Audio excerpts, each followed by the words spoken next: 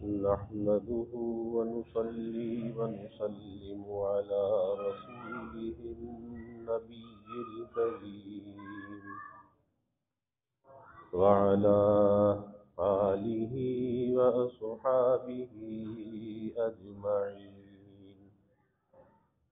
اللهم صل على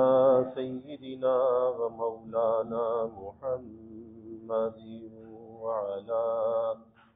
آل سيدنا ومولانا محمد وبارك وسلم صلاة وسلاما كثيرا كثيرا. توفیق الہی اپنے مرشد پاک کی برکت سے عشاء کی اس نشست میں فضائل ایمان کا درس چل رہا ہے. اللہ تعالیٰ اس درس کی برکت سے ہمارے ایمان کی حفاظت فرمائے اور موت تک قبر تک اللہ ہمارے ایمان کو سلامت رکھے. ایمان کی صفات اور اس کی خصوصیات کے بارے میں بات چل رہی ہے. گزشتہ 2 روز سے اس حدیث مبارکہ پر بات چل رہی تھی جس میں رسول اللہ صلی اللہ علیہ وسلم سے یہ سوال کیا گیا کہ اللہ کے حبیب صلی اللہ علیہ وسلم کیا مومن بزدل ہو سکتا ہے؟ آپ صلی اللہ علیہ وسلم نے فرمایا کہ ہاں ہو سکتا ہے. پھر یہ عرض کیا گیا کہ کیا مومن بخیل ہو سکتا ہے؟ آپ صلی اللہ علیہ وسلم نے فرمایا کہ ہاں بخیل بھی ہو سکتا ہے. پھر تیسرا سوال کیا گیا کہ یا رسول اللہ صلی اللہ علیہ وسلم کیا مومن جھوٹا بھی ہو سکتا ہے؟ آپ صلی اللہ علیہ وسلم نے فرمایا کہ مومن جھوٹا نہیں ہو سکتا. اس لیے جھوٹ کو اپنی زندگی سے نکالنا چاہیے، اپنے گھروں سے نکالنا چاہیے، اپنے کاروبار سے نکالنا چاہیے اور سچ کو اختیار کرنا چاہیے. اس سچ کی جو برکت زندگی کے اندر آتی ہے اس کا فائدہ، اس کا نفع بہت زیادہ ہے اور اس کا فائدہ اور نفع دیر پا بھی ہے. اس سچائی کا فائدہ دنیا کے اندر بھی ہے، سچائی کا فائدہ آخرت کے اندر بھی ہے. اور جھوٹ کا جو نقصان ہے وہ دنیا میں بھی ہے اور وہ آخرت میں بھی ہے. ایک تو جھوٹا آدمی دنیا کے اندر رسوا ہو جاتا ہے کہ لوگ بچنے لگتے ہیں، اور یہاں تک نوبت آتی ہے کہ جھوٹے آدمی کی بعض دفعہ سچی بات پر بھی لوگ اعتبار نہیں کرتے. کہتے بھائی یہ جھوٹا ہے، اس کی بات کا کیا اعتبار ہے؟ اس کی سچی بات کا بھی لوگ اعتبار کرنے کے لیے تیار نہیں ہوتے. پھر جھوٹ پر جو آخرت کے اندر سزا ہے اس سزا کو تو انسان تحمل بھی نہیں کر سکتا، اس سزا کو کیسے برداشت کر سکتا ہے؟ اس لیے اس کا ایک علاج یہ بھی بیان کیا کہ اگر آدمی کو جھوٹ بولنے کی عادت ہے اور وہ عادت نہیں جاتی تو پھر اسے تھوڑی سی ہمت کرنی چاہیے. اور ہمت اس طرح کرنی چاہیے کہ جب زبان سے جھوٹ نکل جائے تو فوراً اپنے جھوٹ کو ظاہر کر دے کہ بھائی میری زبان سے جھوٹ نکل گیا ہے، میری بات پہ بھروسہ نہ کرنا. تو 2-4 دفعہ جب ایسا کرے گا تو انسان کا جو نفس ہے وہ ذلت کو پسند نہیں کرتا، اور اس بات کے اظہار میں ذلت ہے. چھپانے میں تو یہ محسوس کرتا ہے کہ میری عزت ہو رہی ہے، کسی کو معلوم نہیں کہ میں نے جھوٹ بولا، میں نے دھوکہ دیا. لیکن اپنی اس غلطی کو ظاہر کرنے میں نفس کی ذلت ہے، تذلل ہے، اور نفس کی اصلاح اس کے بغیر ہوتی نہیں. کہ جب تک اسے ذلت کے اندر مبتلا نہ کیا جائے اس وقت تک اس کے اندر سے بری عادات اور برے رذائل باہر نہیں نکلتے. تو فوراً کہتے کہ بھائی میری بات کا بھروسہ نہ کرنا، میں نے جھوٹ بولا ہے، اس بات کے اندر کوئی حقیقت موجود نہیں ہے. چند دفعہ ایسا کرے گا انشاءاللہ تعالی اس جھوٹ کے مرض سے پیچھا چھوٹ جائے گا. آگے 2 حدیث مبارکہ ہیں. اس کے راوی حضرت ابو ہریرہ رضی اللہ تعالی عنہ، دونوں حدیثوں کے راوی ہیں. فرماتے ہیں کہ رسول اللہ صلی اللہ علیہ وسلم نے ارشاد فرمایا کہ ایمان یمنی ہے اور کفر مدینہ کے مشرق میں ہے، عاجزی اور انکساری بکریاں چرانے والوں میں ہے، اور غرور تکبر گھوڑے اور اونٹ رکھنے والوں میں ہے. اور دوسری روایت میں آپ نے یہ بات فرمائی کہ اہل یمن آئے جن کے دل سب سے زیادہ نرم ہے۔ ایمان اور حکمت تو یمنی ہے، عاجزی بکریاں چرانے والوں میں ہے اور غرور اونٹ رکھنے والوں میں ہے جو کہ مشرق کی جانب رہتے ہیں۔ تو ایک تو یہاں یہ پتہ چلا کہ یمن کے لوگوں کی اللہ کے حبیب صلی اللہ علیہ وسلم نے تعریف کی، اور حقیقت بھی ایسا ہی ہے کہ یمن کے جو لوگ ہیں وہ طبیعتاً بھی نرم مزاج ہیں۔ اس لیے آپ نے فرمایا کہ ایمان اہل یمن آئے، ان کے دل سب سے زیادہ نرم ہے، یعنی انہوں نے جلد ایمان کو قبول کر لیا، ان کے دل کی زمین اتنی نرم تھی کہ اس میں ایمان کا بیج ڈالا گیا اور اس نے قبول کر لیا۔ اور دوسری بات جو فرمائی کہ عاجزی انکساری، یہ بکریاں چرانے والوں میں ہے، یعنی ایک قدرتی بات ہے کہ اس زمانے کے اندر جس چیز کے اوپر لوگ فخر کیا کرتے تھے وہ اونٹ ہوتے تھے یا گھوڑے ہوتے تھے۔ جیسے آج کے زمانے میں کسی کے پاس مرسیڈیز ہو، کسی کے پاس BMW ہو، رینج روور ہو، اوڈی ہو، بڑی بڑی گاڑیاں ہیں، اس پر آدمی فخر کرتا ہے کہ جی یہ تو کئی کروڑ روپے کی یہ گاڑی ہے۔ اسی طرح اس زمانے کی جو سواری، قیمتی سواری ہوتی تھی، وہ اونٹ ہوتے تھے اور گھوڑے ہوتے تھے، اور اس اونٹ اور گھوڑوں پر لوگ فخر کیا کرتے تھے، اور اس طرح سے انہیں رکھتے تھے کہ ان کی نسلوں کا شجرہ بھی یاد ہوتا تھا، اس کا شجرہ بھی محفوظ کیا جاتا تھا، گھوڑوں کا شجرہ، اونٹوں کا شجرہ، وہ بھی محفوظ ہوتا تھا۔ لیکن بکریاں چرانے والوں میں فرمایا کہ عاجزی ہے، اور انبیاء علیہ السلام نے بھی بکریاں چرائی، ہمارے نبی صلی اللہ علیہ وسلم نے بکریاں چرائی ہیں۔ اب پتہ یہ چلا کہ جو چیز انسان کے اندر غرور اور تکبر پیدا کرنے والی ہے، اب اس زمانے میں تو آپ نے فرمایا کہ گھوڑے اور اونٹ ہیں، تو اس کی مذمت آپ نے بیان کی کہ یہ گھوڑے اور اونٹ رکھنے والے، ان کے اندر تکبر ہے۔ اب آج کے زمانے میں دیکھنا چاہیے کہ تکبر اور غرور کس چیز سے آتا ہے؟ تو غرور اور تکبر یا تو مال سے آتا ہے، کہ آدمی کے پاس مال زیادہ ہو تو غرور اور تکبر کا شکار ہو جاتا ہے۔ غرور اور تکبر جائیداد سے آتا ہے، غرور اور تکبر زیادہ اولاد سے آتا ہے، اسی طرح سے غرور اور تکبر کسی منصب اور عہدے سے آتا ہے، غرور اور تکبر حسن و جمال کی وجہ سے آتا ہے، علم و کمال کی وجہ سے آتا ہے۔ تو جس سبب سے بھی انسان کے اندر غرور اور تکبر آ رہا ہو،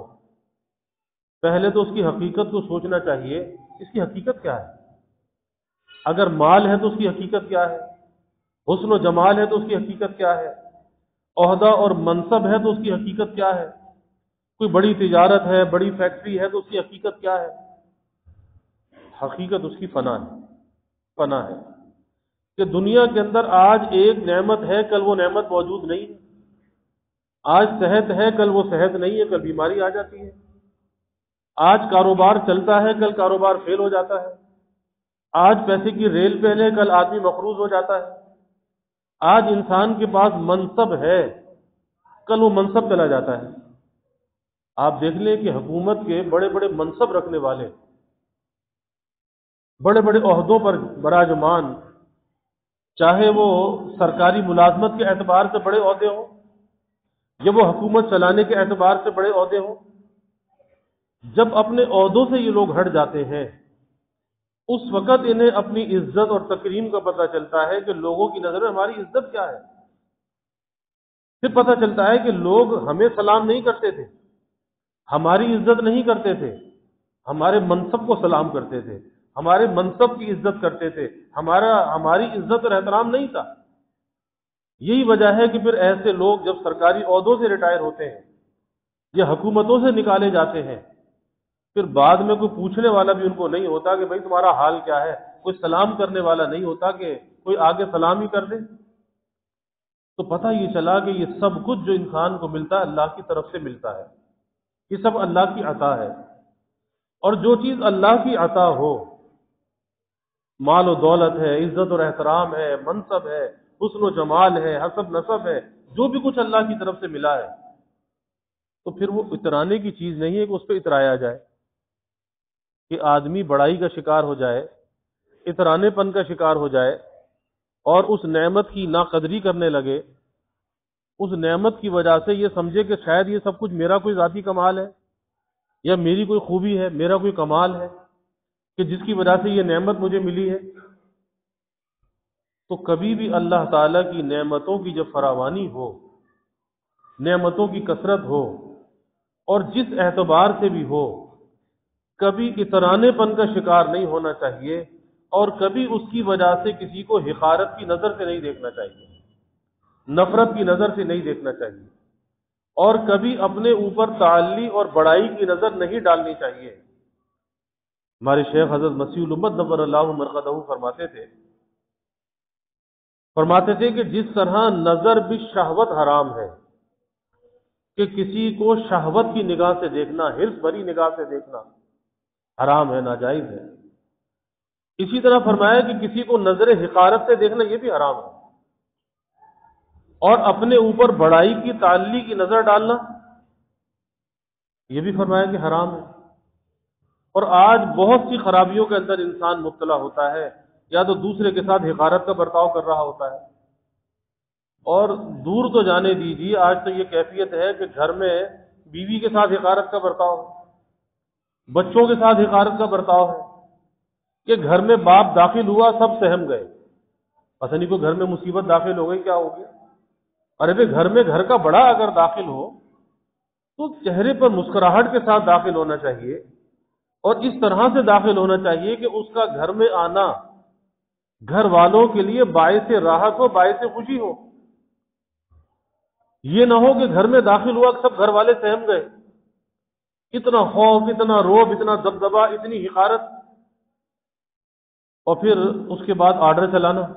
میرا یہ کام کرو، میرا وہ کام کرو، یہ لا کر دو، وہ لا کر دو۔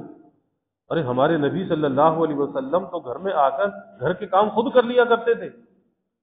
تو ہمارے نبی صلی اللہ علیہ وسلم سے بڑھ کر تو کسی کی شان نہیں ہے،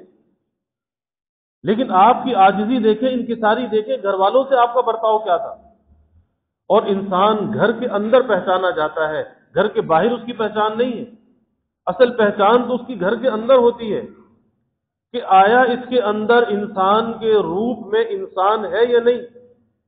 اور آدمی کے روپ میں اس میں آدمیت ہے یا نہیں۔ آدمی ہونا الگ ہے اور اس میں آدمیت کا ہونا یہ الگ ہے،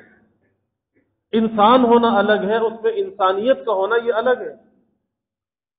اور ایسا تو نہیں ہے کہیں انسان کے لبادے کے اندر یہ بھیڑیا بنا ہوا ہے، یہ وحشی درندہ بنا ہوا ہے، کہ گھر والوں پر ظلم ہے، تشدد ہے۔ کس وجہ سے؟ نفرت اور حقارت کی وجہ سے،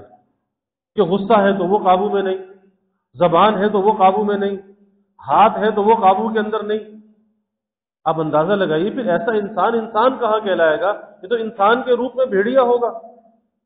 کہ جس کے رویے سے، جس کے برتاؤ سے اس کے گھر والوں کو امن نہ ملے، عافیت نہ ملے، سلامتی نہ ملے، راحت اور خوشی نہ ملے، بھلا یہ انسان کیسے ہو سکتا ہے؟ اس کے اندر تو وہ انسانیت کی رمق نظر نہیں آتی، کیسے کہا جائے گا کہ یہ انسان ہے؟ تو اس لیے جس چیز کی وجہ سے غرور اور تکبر پیدا ہو رہا ہے،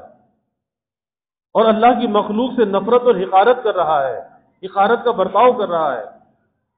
اس کی حقیقت کے اندر سوچنا چاہیے، اس کی حقیقت کیا ہے؟ اس کی حقیقت یہ ہے کہ وہ چیز تیری ذاتی نہیں ہے، وہ اللہ نے تجھے دی ہے، تو اس کا ذاتی مالک نہیں ہے، اللہ نے تجھے دی ہے، اور جب اللہ نے تجھے دی ہے تو بھائی اس دینے والے کا شکر گزار ہونا چاہیے، نہ کہ پرائی چیز پہ اترانا چاہیے، بڑائی کا، تکبر کا شکار ہونا چاہیے، اللہ کی مخلوق سے حقارت کا برتاؤ کرنا چاہیے۔ ارے بھائی دینے والی ذات کا شکر ادا کر۔ اور ان تمام خرابیوں سے آدمی بچتا بھی جبھی ہے، غرور سے، تکبر سے، نفرت سے، حقارت سے، بد کلامی سے، ناجائز غصے سے بچتا بھی جب ہے جب شکر کی عادت کو اپنا لے، شکر کو اپنی طبیعت بنا لے، کہ چھوٹی سے چھوٹی کوئی راحت مل جائے گھر والوں سے، اولاد سے، جس سے بھی مل جائے، فوراً جزاک اللہ کہے، فوراً شکریہ ادا کرے۔ جس گھر میں بیوی شوہر کا شکریہ ادا کرنے والی ہو، شوہر بیوی کا شکریہ ادا کرنے والا ہو، بڑا چھوٹے کا ادب کرے، چھوٹا بڑے کا ادب کرے، تو اب اندازہ لگائیے اس گھر میں کوئی نفرت ہوگی، حقارت ہوگی؟ کیونکہ اچھے اخلاق، اچھے برتاؤ، اچھے رویے کے لیے ہمیشہ عاجزی اور تواضع کی ضرورت ہوتی ہے، اور جو آدمی اچھا رویہ، اچھا برتاؤ اختیار کرتا ہے، اپنے کو دوسرے کے سامنے جھکاتا ہے، عاجزی اختیار کرتا ہے۔ اور یہ جو جھکا ہوا بندہ ہے نا، جھکا ہوا بندہ، عاجزی اختیار کرنے والا، دوسروں سے نرم برتاؤ کرنے والا، ناگواری میں صبر کرنے والا، اپنی زبان کو روکنے والا، اپنے غصے کو روکنے والا،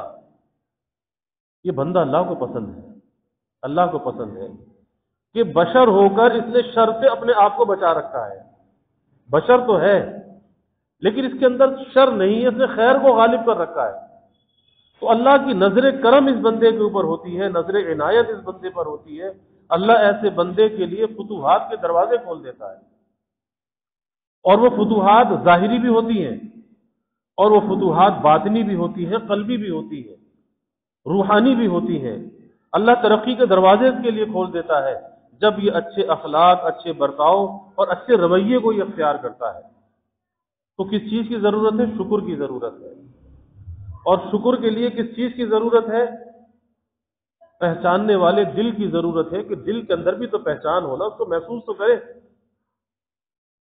اور اس دل کو اس پہچان دلانے کے لیے نیک صحبت کی ضرورت ہے، اللہ والوں کے پاس جانے کی ضرورت ہے، کہ نیک صحبتوں کے اندر جا کر جب بیٹھے گا تو پتہ چلے گا کہ بھائی کس چیز پر مجھے کس کا شکریہ ادا کرنا ہے، کس طرح سے مجھے درگزر کرنا ہے، اور اللہ کی نعمتوں کی قدردانی میں نے کیسے حاصل کرنی ہے، یہ نیک صحبت میں پتہ چلتا ہے۔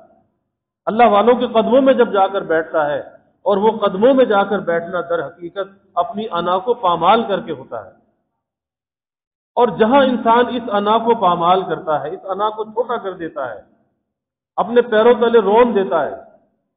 اللہ تعالیٰ اس کے لیے کامیابی اور فتوحات کے دروازے کھول دیتا ہے۔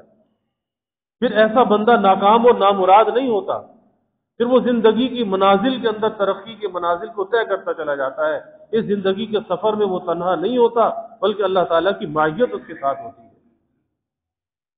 اور پھر نیک صحبت میں بھی جو جائے تو اس کی بھی نیت اور ارادہ ہے، وہ کس نیت اور ارادے کے ساتھ جائے، اور ایک ہی نیت اور ارادہ ہے کہ بھائی اللہ کی رضا کے لیے جائے، اپنی اصلاح کے لیے جائے، طالب اصلاح بن کر جائے طلب کے ساتھ، اور چھوٹا بن کر جائے عاجزی اور انکساری کے ساتھ جائے، کیونکہ فیض کی جو مثال ہے بزرگوں نے بیان کی، وہ مثال پانی کی ہے، اور پانی نشیب میں جاتا ہے، پانی اونچائی کی طرف نہیں جاتا۔ تو جب آدمی نشیب بن کر عاجزی اور انکساری کے ساتھ اللہ والوں کی صحبت میں آتا ہے، ایک تو یہ ہے کہ ان کا جو فیض ہے، فیض باطنی، فیض روحانی منتقل ہونے لگتا ہے، اور دوسرا یہ ہے کہ جب ان کے پاس جا کر بیٹھتا ہے تو غیر اختیاری طور پر، غیر محسوساتی انداز میں خود بخود اندر سے کچھ تبدیلی آنے لگتی ہے، تبدیلی محسوس ہونے لگتی ہے، اور یہ تبدیلی اس صحبت کا اثر ہوتا ہے، صحبت کی برکت ہوتی ہے، اندر ہی اندر کچھ تبدیلی آ رہی ہے۔ حکیم الامت حضرت تھانوی رحمۃ اللہ علیہ نے اپنا واقعہ بیان کیا، فرمایا کہ ایک حکیم صاحب تھے، میں ان کے پاس دوا لینے جایا کرتا تھا، کچھ دیر جاتا تھا، بیٹھتا تھا، اور اپنا حال بتاتا تھا، دوا لے کر آ جاتا تھا۔ لیکن میں نے محسوس کیا کہ کچھ دنوں سے میرے اندر غیر اختیاری طور پر کچھ تبدیلی واقع ہو رہی ہے، طبیعت کے اندر نرمی، رقت غیر اختیاری طور پہ بڑھ رہی ہے۔ تو میں نے غور کیا کہ آخر اس کا سبب کیا ہے، تو مجھے یہ محسوس ہوا، اور سبب میں غور ضرور کرنا چاہیے کہ اگر اچھائی حاصل ہوئی تو کیسے حاصل ہوئی، سبب کیا ہے، تاکہ اس سبب کی قدر بھی تو کریں، اور اگر کوئی برائی کے اندر مبتلا ہو گیا، خرابی میں، اس کا سبب کیا بنا، اس سبب سے اپنے آپ کو بچائے تو برائی سے بچ جائے گا۔ تو فرمایا کہ جب اس کے اندر غور کرا تو میں نے محسوس یہ کیا کہ وہ جو حکیم صاحب کے پاس جاتا ہوں نا، تو طبیعت کے بہت نرم ہیں، مزاج کے بڑے خلیق ہیں، اور تھوڑی سی دیر جب ان کے پاس بیٹھتا ہوں، ان کی نرم اور خلیقانہ گفتگو سنتا ہوں،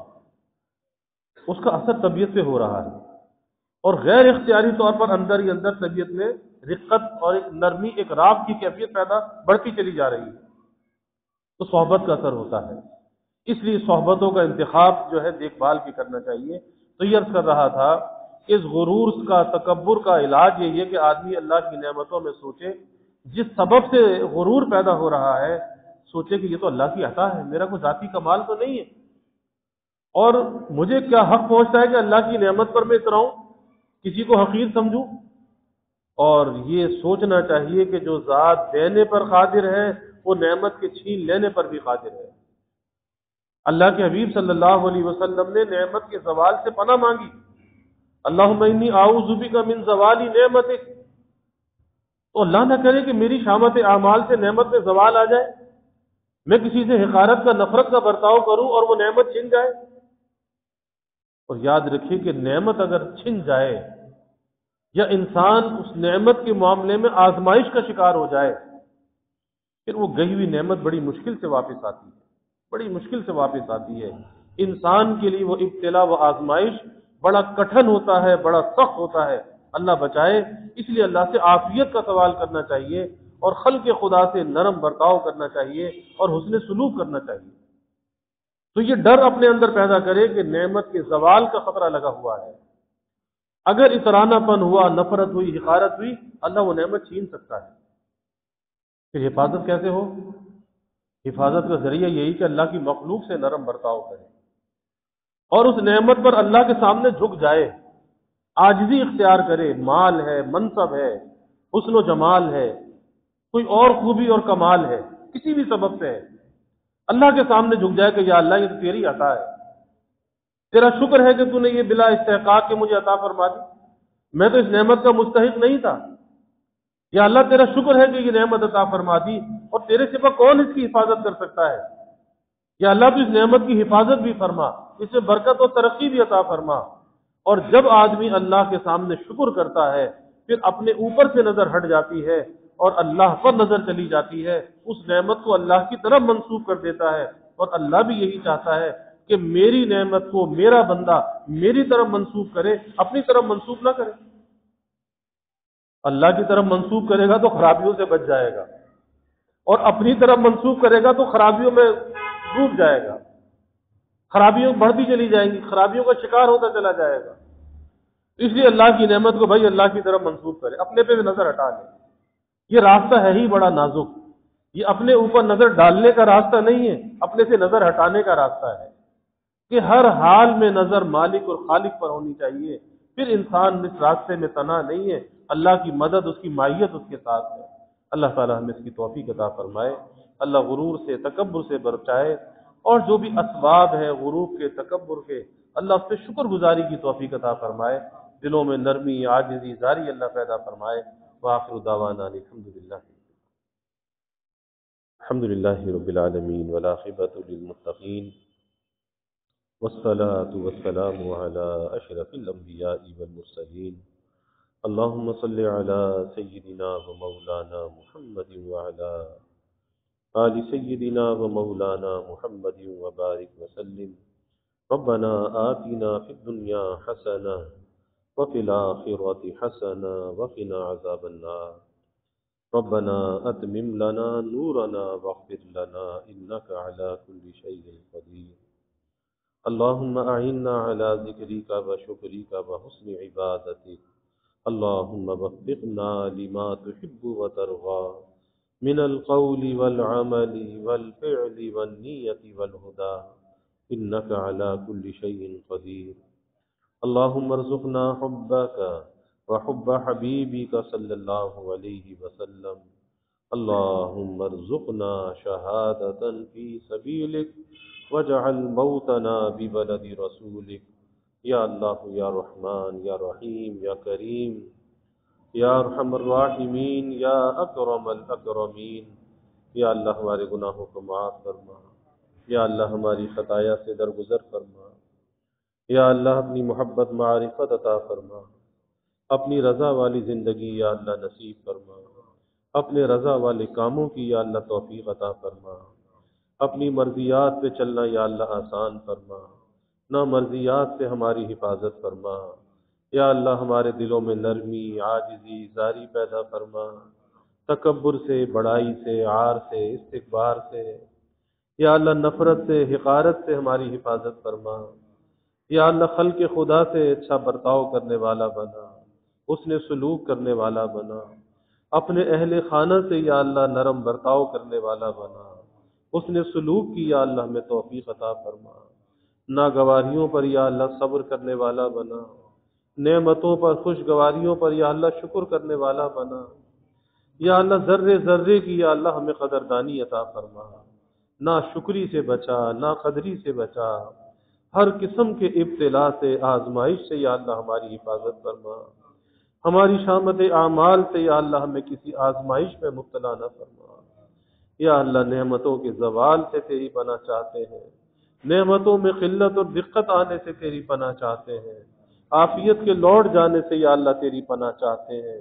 یا اللہ تیرے غصے سے تیری پناہ چاہتے ہیں، ہر ناگہانی بلا اور مصیبت سے یا اللہ تیری پناہ چاہتے ہیں، اے اللہ تو اپنی حفظ و امان میں لے لے، ہر جانب سے ہماری حفاظت فرما، ہر قسم کے شرور سے ہماری حفاظت فرما، ہر قسمی نعمتوں کی حفاظت فرما،